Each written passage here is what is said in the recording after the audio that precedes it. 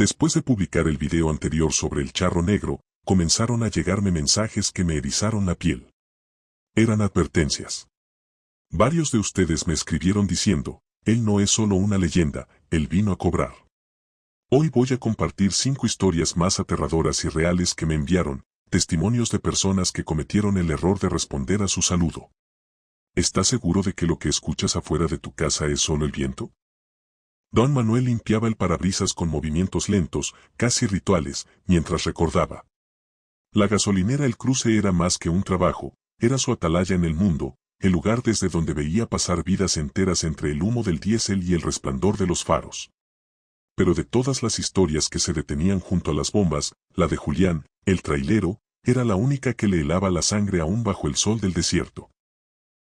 Julián era un buen hombre, trabajador, comenzaba don Manuel, apoyado en la manguera. Pero el vicio lo tenía agarrado del cuello. Las deudas de juego eran como serpientes que se enroscaban más cada día. Le iban a quitar la casa, el único pedazo de tierra que le quedaba a su familia. Lo vi desmoronarse poco a poco, como un camión sin frenos bajando la sierra. La noche del pacto fue una de esas noches que parecen sacadas de un mal sueño. Una neblina espesa, fría como el aliento de un muerto, había bajado sobre la carretera solitaria que conectaba 2 pueblos fantasmas. Cerca de la medianoche, según le confesó Julián días después, se detuvo en un paradero conocido como la Curva del Silencio. No había luna. Solo la niebla y el ronroneo ansioso del motor. Me dijo que al principio solo escuchó el trote, continuaba don Manuel, bajando la voz aunque no hubiera nadie más en la estación. Un golpeteo lento y metálico sobre el asfalto. Pensó en otro viajero, quizá un ranchero perdido. Pero cuando vio los ojos, Julián juró que eran como 2 brasas encendidas en la oscuridad. Era un caballo negro, más grande de lo normal, con una crin que parecía hecha de sombra sólida. Sobre él, un charro. No uno de esos que desfilan en las fiestas patrias, sino algo distinto. Su traje era impecable, de un negro tan profundo que absorbía la poca luz de los faros del camión. Su sombrero ocultaba su rostro, pero Julián sintió, más que vio, que no había nada humano bajo el ala. El charro no desmontó. Se acercó al camión y, sin mover los labios, una voz retumbó dentro de la cabina como si surgiera de las mismas entrañas de la tierra. Era un sonido seco, áspero, que hacía vibrar los vidrios. Julián Mendoza, dijo la voz. Tu angustia tiene peso. Yo tengo el oro que aliviará ese peso. Desde su capa, el charro extrajo una bolsa de cuero, vieja y gastada. La agitó, y el sonido de las monedas al chocar fue musical, hipnótico. Dentro, a la luz del tablero, Julián vio el destello cegador del oro. Suficiente para pagar sus deudas, para salvar su casa, para empezar de nuevo. Es tuyo, retumbó la voz. A cambio de un favor. Un simple favor en el futuro. Cuando yo lo solicite. Don Manuel hacía una pausa aquí, sus ojos viejos mirando hacia la carretera vacía. La desesperación es un demonio peor que cualquier otro. Nubla el juicio. Julián, con la imagen de su familia en la calle ardiéndole en la mente, aceptó. Asintió. No firmó ningún papel, pero en ese aire frío de la noche, se selló algo. El charro le entregó la bolsa, dio media vuelta con su caballo, y se perdió en la niebla sin hacer ruido, como si se lo hubiera tragado la tierra. Al día siguiente, Julián llegó a la gasolinera. Estaba pálido, con los ojos inyectados en sangre, pero con un brillo de esperanza enfermiza. Le mostró a don Manuel la bolsa. El oro era real, pesado, con un grabado antiguo que no reconocían. Pero tenía una cualidad extraña. Pesaba como plomo, susurraba don Manuel. No como el oro debe pesar, sino más. Como si cada moneda llevara dentro una piedra de tumba. Julián lo intentó vender, pero los compradores se ponían nerviosos. Decían que el metal estaba frío, demasiado frío, incluso bajo el sol. Y que a veces, de noche, parecía susurrar. Los días pasaron. Julián pagó sus deudas. Salvó su casa. Pero la paz no llegó. Don Manuel lo veía mirando por encima del hombro constantemente, sobresaltándose con el relincho de un caballo lejano, pasando las noches en vela en la cabina de su tráiler, que ahora estacionaba siempre bajo una farola. El favor, decía Julián, obsesionado. ¿Cuándo vendrá a cobrar el favor? La respuesta llegó una semana después, en otra noche de niebla. Julián tenía un viaje largo, llevando carga a través de la montaña. Don Manuel lo despachó personalmente, llenando el tanque hasta el borde. Le dio unas palmadas en el hombro, una sensación de despedida pesando en su pecho. «Ten cuidado, muchacho», le dijo. Julián solo asintió, sus ojos clavados en la oscuridad que se comía la carretera. Esa fue la última vez que alguien lo vio con vida. Al amanecer, recibieron la llamada. El camión de Julián, un tráiler largo y rojo, había sido encontrado por un camionero que viajaba en sentido contrario. Estaba detenido en el arcén de la curva del silencio, el motor aún encendido y ronroneando, las luces intermitentes parpadeando hacia la niebla que se disipaba. Las puertas estaban abiertas de par en par. Don Manuel llegó con la patrulla. La escena era perfectamente normal, y por eso, profundamente errónea. La taza de café de Julián estaba a medio tomar, aún tibia. La radio susurraba estática. No había signos de lucha, de prisa, de nada. Hasta que vieron el suelo. Frente al camión, sobre el asfalto negro, había una serie de marcas. No eran de neumáticos. Eran de herraduras. 4 huellas claras y profundas, como si un caballo enorme se hubiera plantado allí con fuerza. Pero lo más aterrador era que el asfalto alrededor de las huellas parecía derretido y quemado, como marcado por un calor intenso.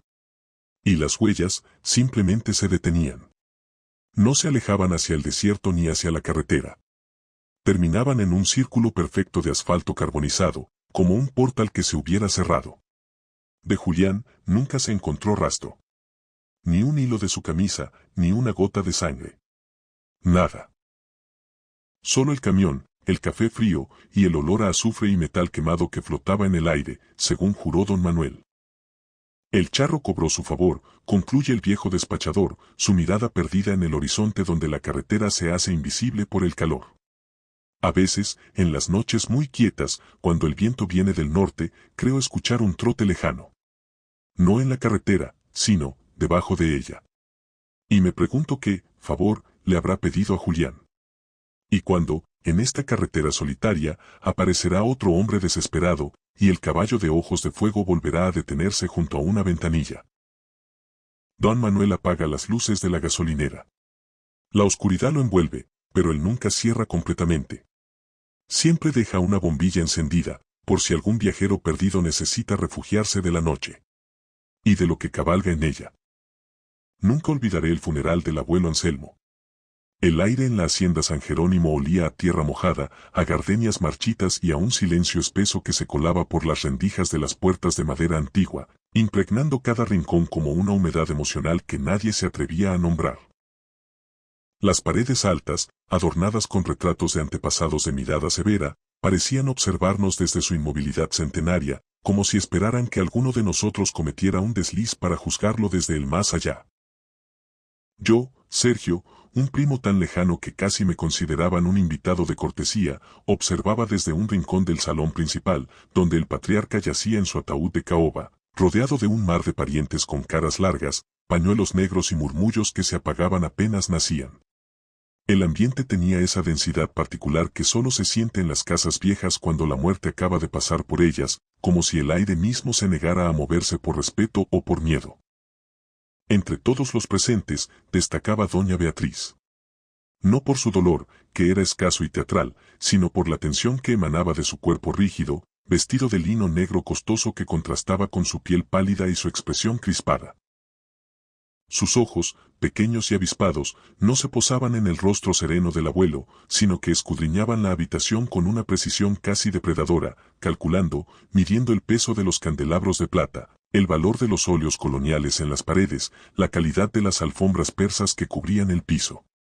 Todos sabíamos de su envidia. Era la hija mayor, pero había sido la menos querida, la de carácter ácido y puños cerrados, la que siempre reclamaba más de lo que recibía. Rumoreaban que el testamento la había dejado casi al margen, privilegiando a los nietos y a obras de caridad, y aunque nadie lo decía en voz alta, todos esperaban que su reacción fuera tan amarga como su temperamento. Fue durante el velorio, cuando la luna llena se encajó entre las ramas de los antiguos ahuehuetes del patio, que la vi deslizarse hacia la puerta trasera. Lo hizo con una discreción que no le era habitual, como si temiera que alguien la siguiera o como si supiera que lo que estaba a punto de hacer no debía ser visto. Movido por una curiosidad malsana, la seguí a distancia, cuidando que mis pasos no resonaran en el piso de piedra. El patio era un mundo aparte, dominado por las sombras alargadas de los árboles y el susurro del viento en las bugambilias que trepaban por los muros. La fuente seca en el centro parecía un pozo sin fondo, un hueco oscuro que absorbía la poca luz que la luna dejaba caer.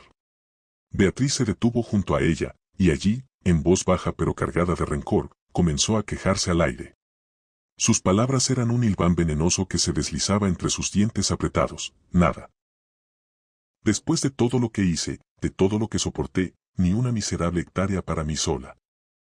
Fue entonces cuando la sombra se movió. No fue un juego de luz ni un efecto del viento. La luna estaba a su espalda, iluminando el patio con una claridad fría y uniforme. Pero de entre la oscuridad más profunda, junto al tronco del ahuehuete más grande, un hombre dio un paso al claro. Iba impecablemente vestido de charro, traje negro azabache ajustado, sombrero de ala ancha que ocultaba su rostro, y una botonadura de plata que relucía con una luz fría, propia, que no reflejaba nada del entorno. El aire se volvió gélido de repente, como si la temperatura hubiera caído varios grados en un solo suspiro. Yo me aferré al marco de la puerta, paralizado, sintiendo como un escalofrío me recorría la espalda con una lentitud casi dolorosa. Beatriz dio un respingo, pero no gritó. La codicia, supongo, es más fuerte que el miedo, y en ella ese impulso era casi una fuerza vital. La postura de su cuerpo cambió, como si reconociera en esa figura oscura una oportunidad que no podía dejar pasar. La voz del charro no era un sonido, era un susurro que se colaba directamente en la mente, áspero como papel de lija, cargado de una intención que no necesitaba palabras para sentirse. Yo, desde mi escondite, solo captaba fragmentos, pero eran suficientes para helarme la sangre. Hija despreciada, la fortuna podría ser solo tuya, el testamento es solo un papel, el fuego purifica, purifica y libera. Cada frase parecía resonar dentro de mi cráneo, como si no proviniera del exterior sino de un rincón oscuro de mi propia mente. Vi cómo los ojos de Beatriz se ensanchaban, no con terror, sino con un brillo avaricioso y demente que la transformó en cuestión de segundos. El charro extendió una mano enguantada. En la palma, una cerilla de madera apareció, encendida con una llama azulada y silenciosa que no emitía calor ni humo. Esta noche. La oficina del licenciado Mendoza. Quema el original. Y todo lo que ves, será tuyo. La frase final se deslizó como una sentencia inevitable. Ella no dudó. Cogió la cerilla con dedos temblorosos de excitación, como si sostuviera la llave de un destino largamente esperado. La llama no parpadeó, ni siquiera cuando el viento del patio sopló con fuerza. Cuando alzó la vista, el charro se había desvanecido. Solo quedaba el olor a azufre y tierra recién removida, un aroma que no pertenecía a ese lugar y que, sin embargo, parecía impregnarse en la piel. Esa noche, hubo un incendio accidental en el despacho del abogado de la familia en la ciudad. Los bomberos encontraron restos de archivos carbonizados y un sistema eléctrico inexplicablemente derretido, como si hubiera sido sometido a un calor imposible de generar por medios comunes. A la mañana siguiente, sin testamento, las leyes dictarían una repartición igualitaria entre los hijos directos. Pero una semana después, comenzaron las desgracias. Un primo murió de un infarto súbito mientras dormía. Otro sufrió un accidente de tráfico extraño, sin testigos y sin explicación mecánica. Una tía enfermó de un mal desconocido que los médicos no lograron diagnosticar. Y, milagrosamente, todos cedían sus partes a Beatriz, por presión familiar, deudas repentinas o decisiones que parecían tomadas bajo un peso invisible. En cuestión de meses, ella era la dueña absoluta de San Jerónimo. Pero la heredera no celebraba. La vi transformarse poco a poco. La mujer dura y envidiosa se quebró en algo frágil y aterrado. Empezó a cerrar todas las ventanas al atardecer, asegurándolas con trancas que antes consideraba innecesarias. Despedía a los sirvientes y osaban silbar por las noches, diciendo que él se confundiría con la llamada. Caminaba por los pasillos con pasos cortos y nerviosos, como si temiera que cada sombra escondiera una presencia que solo ella podía percibir. Sus ojos, antes calculadores, se volvieron hundidos y erráticos, siempre buscando algo que parecía moverse justo fuera de su campo de visión. Fui la última persona en visitarla, antes de que la llevaran al sanatorio. La encontré en su habitación, sentada en una mecedora que no se movía, con las manos aferradas al brazo del sillón como si temiera que algo intentara arrancarla de allí. La luz de la tarde entraba por la ventana entreabierta, proyectando sombras alargadas que parecían estirarse hacia ella. Me habló en susurros, con una voz que ya no era la suya, diciendo que el charro no había terminado, que lo que él daba siempre tenía un precio, que cada noche escuchaba pasos en el patio, pasos que se detenían justo bajo su ventana. Dijo que la llama azul nunca se había apagado del todo, que aún la veía encendida en la oscuridad, flotando a la altura de sus ojos. No supe qué responder. No supe si consolarla o huir. Cuando me levanté para irme, ella me tomó del brazo con una fuerza sorprendente y me dijo algo que aún hoy me persigue: no lo llames. Nunca lo llames. Él siempre escucha. La llevaron al sanatorio al día siguiente, después de que los sirvientes la encontraran gritando que alguien estaba montando un caballo dentro del patio, aunque no había huellas, ni ruido, ni nada que lo confirmara. Solo el eco de un relincho lejano que nadie quiso admitir haber oído. La hacienda quedó vacía por un tiempo. Luego, por cuestiones legales, tuve que regresar para firmar unos documentos. Caminé por el patio al anochecer, intentando convencerme de que todo había sido producto de la locura de Beatriz. Pero cuando pasé junto al ahuehuete más grande, sentí un frío repentino que no correspondía a la estación. El viento dejó de soplar. Las bugambilias se quedaron inmóviles. Y, por un instante que no puedo explicar, percibí el olor a azufre y tierra removida, tan nítido como aquella noche del velorio. No vi nada. No escuché nada. Pero supe, con una certeza que no necesitó pruebas, que alguien estaba allí, observando desde la sombra más profunda. Desde entonces, evito San Jerónimo. Evito funerales. Evito patios iluminados por luna llena. Y, sobre todo, evito pronunciar en voz alta el nombre de aquel hombre que apareció entre los ahuehuetes. Porque Beatriz tenía razón, hay presencias que no necesitan ser llamadas para acudir. Algunas solo esperan que uno recuerde. Y yo recuerdo demasiado bien. El aire en La Llorona siempre olía a cerveza rancia y sueños rotos. Yo, Estela, he limpiado mesas y escuchado confesiones en este antro por más de 15 años. He visto talentos que nacen y se mueren entre el humo y los vasos sucios. Pero nunca había nadie tan desesperado como el flaco Valente. Valente no era mal tipo, solo era un guitarrista sin un ápice de talento y con un hambre que le brillaba en los ojos.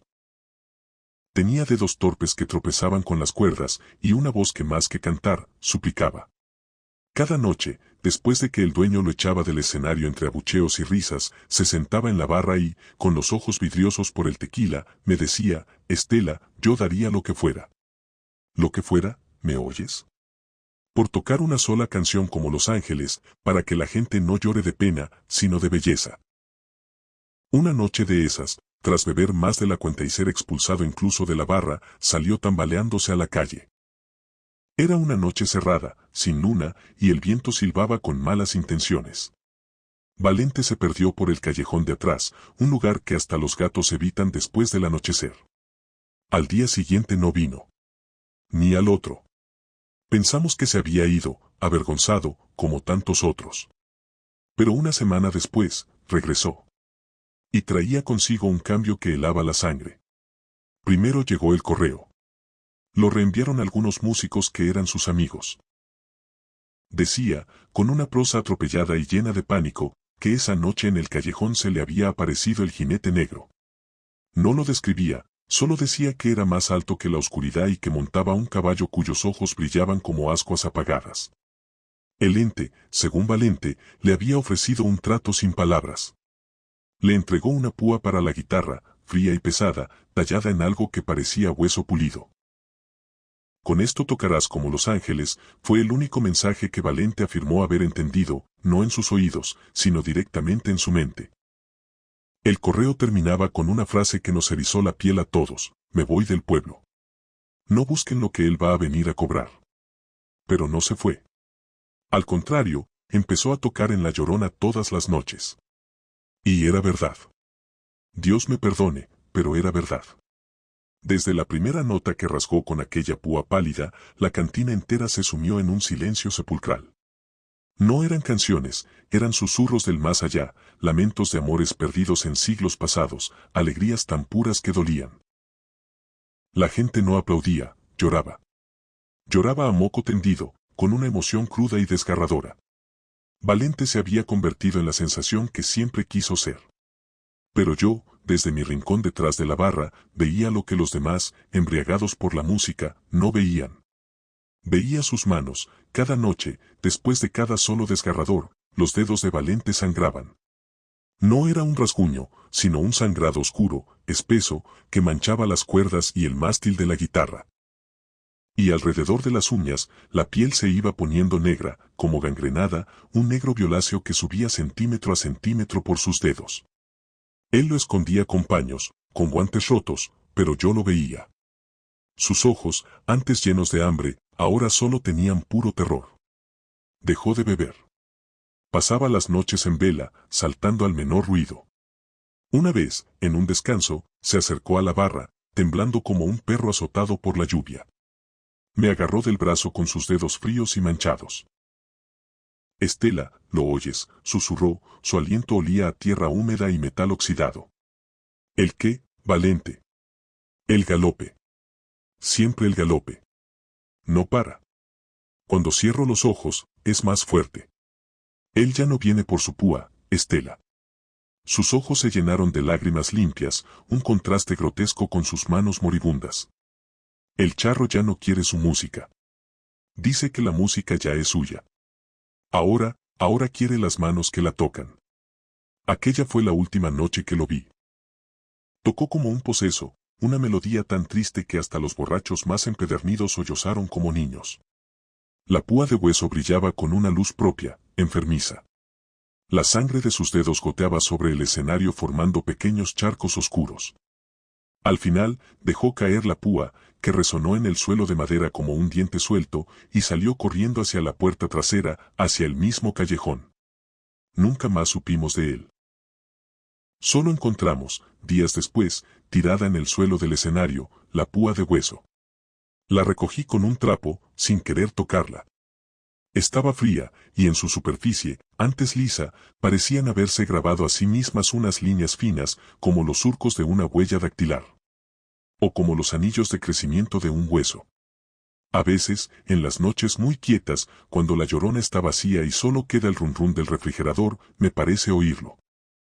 No el llanto que inspiró su apodo, sino un galope lejano, amortiguado, que se acerca por el empedrado. Y luego, muy débil, el sonido de una guitarra.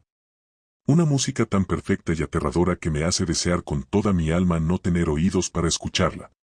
Porque sé que si alguna vez esa música entra en la cantina, no será Valente quien esté tocando. Será el jinete, mostrando su nuevo y macabro instrumento. Y entonces, todos lloraremos por razones muy distintas. La noche en que Mariana casi se fue con el charro, el aire olía a tierra mojada y a azahar.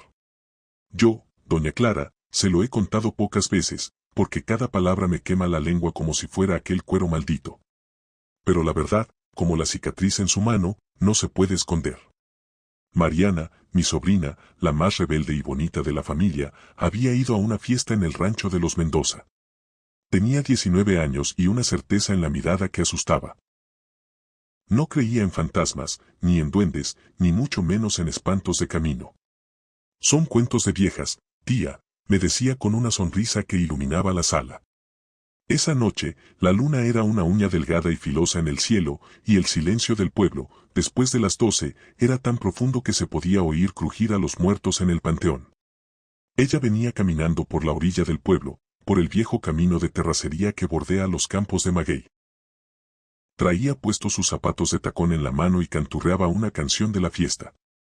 No tenía miedo. Hasta que lo oyó. El sonido de unas cerraduras contra las piedras, lentas, deliberadas. No era el galope de un caballo de trabajo, sino un tac-tac-tac ceremonioso, como una invitación. Desde mi ventana, donde yo velaba con un rezo entre los dedos, vi la silueta. Un hombre alto, esbelto, montado sobre un caballo negro como la brea. El charro. Iba vestido de gala, traje negro bordado con hilos que brillaban con la poca luz, sombrero de ala ancha y una capa que no se movía con el viento. Se le emparejó a Mariana. Yo contuve el aliento, mis uñas clavándose en el marco de la ventana. Él se inclinó, con una elegancia que no era de este mundo. Señorita, dijo una voz que, según me contó Mariana después, era dulce como la miel pero fría como un pozo profundo. El camino es largo y la tierra está fría. Permítame llevarla a casa. No es correcto que una rosa como usted se lastime las espinas. Mariana, con su soberbia de juventud, lo miró de arriba abajo. Le brillaron los ojos, no con temor, sino con curiosidad. Casi con desafío. ¿Y usted quién es?, preguntó. Un caballero, respondió él, y la sonrisa que no se veía bajo el sombrero se sentía en el aire, un escalofrío repentino. Solo deseo ser de ayuda. Por un momento terrible y eterno, vi a mi niña dudar. La tentación de no caminar más, de subir a ese corcel magnífico, brilló en su rostro. El charro extendió una mano enguantada. Mariana, haciendo a un lado todos mis consejos, todas las leyendas, alargó la suya. Fue al poner la palma sobre la silla de montar donde el infierno se reveló. Un grito desgarrador, animal, partió la noche. No fue un grito de sorpresa, sino de dolor puro y visceral. Mariana retiró la mano como si la hubiera sumergido en lava. El cuero de la silla no solo estaba caliente, ardía con un fuego que no emitía luz, solo un calor horrible y seco que olía a azufre y carne chamuscada. El caballo relinchó, pero el sonido fue como el quebranto de huesos viejos. Y entonces, Mariana lo vio. El charro, quizás sorprendido por su reacción, inclinó la cabeza un poco más. Y por un segundo, bajo el ala del sombrero, no había un rostro galante, sino un cráneo. Un cráneo limpio y amarillento, envuelto en un humo negro y serpenteante que salía de las cuencas vacías y de la mandíbula entreabierta. Donde debería haber ojos, había dos abismos que parecían chupar la luz de la luna. Esa imagen, me confesó después entre sollozos, fue lo que le congeló la sangre. No el calor, sino el vacío absoluto bajo el sombrero. Giró y corrió. Corrió como nunca en su vida, con los pulmones ardiendo y ese grito atrapado en la garganta. Las piedras del camino cortaron sus pies descalzos, pero no lo sintió. Oyó detrás de ella una risa baja, un sonido de cascabeles secos y el tac-tac-tac de las herraduras acelerándose. No para perseguirla, sino para acompañarla un trecho, como un recordatorio siniestro de que podía haberla alcanzado si quisiera. Cuando derribó la puerta de la casa, estaba blanca como la cal, los ojos desorbitados y la mano derecha apretada contra el pecho.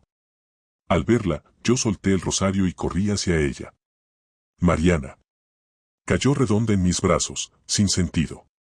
Al abrirle la mano para revisarla, el aire se me escapó. En la palma, marcada con una precisión grotesca, estaba la quemadura. No era una ampolla irregular, no. Era una herradura perfecta, pequeña y elegante, como si un hierro al rojo vivo hubiera sido presionado allí con delicadeza. La piel estaba carbonizada en ese diseño, pero no sangraba. Solo era una marca negra y hundida, que despedía un tenue olor a podrido. La llevamos a la cama. Tardó 3 días en volver en sí, y cuando lo hizo, los gritos no cesaron en horas. No podía hablar, solo señalaba la ventana y apretaba su mano marcada. Eso fue hace 5 años. La Mariana rebelde y risueña se fue por ese camino y nunca volvió. En su lugar, vive una mujer atormentada. La cicatriz en su mano nunca sanó. No es una quemadura común, la piel alrededor está sana, pero la marca de la herradura permanece, negra, ligeramente húmeda a veces, y siempre, siempre fría al tacto. Como el hierro de una tumba. ¿Y los caballos? Oh, los caballos. No puede ver uno ni en una fotografía sin que un terror primitivo la posea. Los gritos que lanza son los mismos de esa noche, llenos de un pánico que viene del alma. Los médicos hablan de trauma y fobias, pero yo sé la verdad. Ella no le teme a los animales. Le teme a lo que montaba aquel animal, a la elegancia vacía y a la invitación que casi acepta. A veces, en las noches de luna fina, me siento con ella en la sala, con las ventanas bien cerradas. Ella acaricia esa cicatriz con los dedos de la otra mano, en un gesto obsesivo. Y susurra, mirando a la nada, «Tía, ¿crees que si hubiera subido, ahora tendría un rostro?» Yo no respondo. Solo rezo. Porque en el silencio de la madrugada, a veces creo oír, muy a lo lejos, el lento y ceremonioso tac-tac-tac de unas cerraduras, recorriendo el camino de la orilla del pueblo, esperando a que alguna otra alma descuidada y sin fe alargue la mano. Como notario de este pueblo por más de 40 años, he visto transacciones de todo tipo, herencias amargas, ventas apresuradas, propiedades que cambian de manos como naipes en una partida de póker. Pero el caso de Ricardo Valdés y la hacienda del Roble Viejo, ese es el expediente que guardo bajo llave en el cajón inferior de mi escritorio. El que reviso en las noches de tormenta, cuando el viento silba con un sonido que me recuerda a un látigo cortando el aire. Ricardo era un joven citadino, con ese brillo de ambición y esa inocencia peligrosa que solo tienen quienes nunca han trabajado la tierra. Llegó a mi oficina un martes de abril, con los folletos turísticos aún en la mano. La hacienda del Roble Viejo llevaba décadas en abandono. La familia de la Cruz, sus antiguos dueños, se había extinguido de manera trágica y repentina. El último de ellos, don Ignacio, era un hombre huraño del que se decía que prefería tratar con demonios que con sus vecinos. El precio era ridículo, casi un regalo. Le advertí a Ricardo. Le dije que las tierras del Roble Viejo tenían una historia pesada, que los lugareños cruzaban la calle para no pasar frente a su portón de hierro oxidado. Él solo sonrió, atribuyéndolo a supersticiones de pueblo. Es el negocio del siglo, licenciado, me dijo, firmando los papeles con un floreo. Yo procesé la escritura con un nudo en el estómago. Don Ignacio había muerto sin testamento conocido, y los trámites fueron anormalmente sencillos. Demasiado sencillos. Como si alguien, o algo, hubiera allanado el camino. Ricardo se mudó con el entusiasmo del que cree que puede domar lo salvaje. Pasaron semanas. Yo lo veía a veces, comprando provisiones, hablando de sus planes de convertir la casa principal en un hotel boutique. Hasta que una tarde de octubre se presentó en mi oficina. No era el mismo hombre. Su rostro, antes sonrosado, tenía un color ceniza. Sus manos temblaban tanto que hizo sonar la taza de café que le ofrecí. Apareció en las caballerizas, susurró, mirando por encima de mi hombro como si esperara verlo ahí, en mi oficina llena de libros polvorientos. Era más alto que cualquier hombre, licenciado. Vestía de negro, un traje charro antiguo, pero, deshilachado, como si se estuviera quemando y consumiendo a la vez. El sombrero le tapaba la cara, pero no hacía falta verla. El calor que salía de él era insoportable. ¿Y el caballo? Dios, el caballo no tenía ojos. Relató que la figura, sin mover los labios, había hecho resonar una voz dentro de su cabeza. Una voz seca como la tierra agrietada. Le dijo que la tierra tenía un dueño anterior. Que don Ignacio había hecho un trato, riquezas a cambio de su alma, debía pagársela a la muerte. Don Ignacio había muerto, sí, pero había muerto intentando pagar, intentando saldar la deuda con monedas de sangre que no fueron aceptadas. Y la deuda, explicó la voz, no estaba atada al hombre, sino a la tierra. Pasaba, como una hipoteca maldita, a quien la poseyera.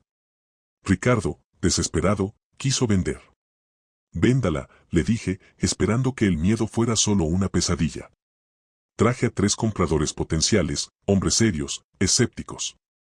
El primero, un ganadero de Toluca, llegó pálido a mi oficina. Dijo que al acercarse al portón, un jinete negro había surgido de la nada, plantándose frente a su camioneta.